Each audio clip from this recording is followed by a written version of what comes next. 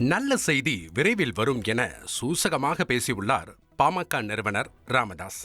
சென்னை அபிராமபுரம் இல்லத்தில் ராமதாஸை முகுந்தன் சந்தித்தது அரசியல் வட்டாரத்தில் பரபரப்பை ஏற்படுத்தியது. பாமகவின் இளைஞரணி தலைவராக நியமிக்கப்பட்டு பின் அந்த பொறுப்பை ராஜினாமா செய்த நிலையில் இந்த திடீர் சந்திப்பு முக்கியத்துவம் பெற்றது. இந்நிலையில் சென்னை அபிராமபுரத்தில் செய்தியாளர்களை சந்தித்த ராமதாஸ் தான் அன்புமணியுடன் என்ன பேசினேன் என்பது ரகசியம் என்றும், முகுந்தனுக்கு மீண்டும் கட்சியில் வாய்ப்பு கிடைக்குமா உள்ளிட்ட கேள்விகளுக்கும் பதிலளித்தார். மேலும் பாமக விவகாரத்தில் விரைவில் நல்ல செய்தி வரும் எனவும் சூசகமாக பேசியுள்ளார் ராமதாஸ். கூட்டணி யாரோடு, எப்போது, எப்படி, ஏன், இந்த கேள்விக்கெல்லாம் இப்பொழுது சொல்ல முடியாது. எப்படியும் ஒரு 2 மாதம் 3 மாதத்தில் அது தெரிய வரும். இப்போ என்ன பேசுனீங்க சார்?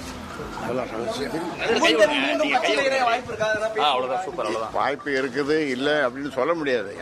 யாருக்கு எப்பொழுது வாய்ப்பு வரும்னு சொல்ல முடியாது. வாய்ப்பு அவருக்கு வரும். உடனே சப்ஸ்கிரைப் பண்ணுங்க.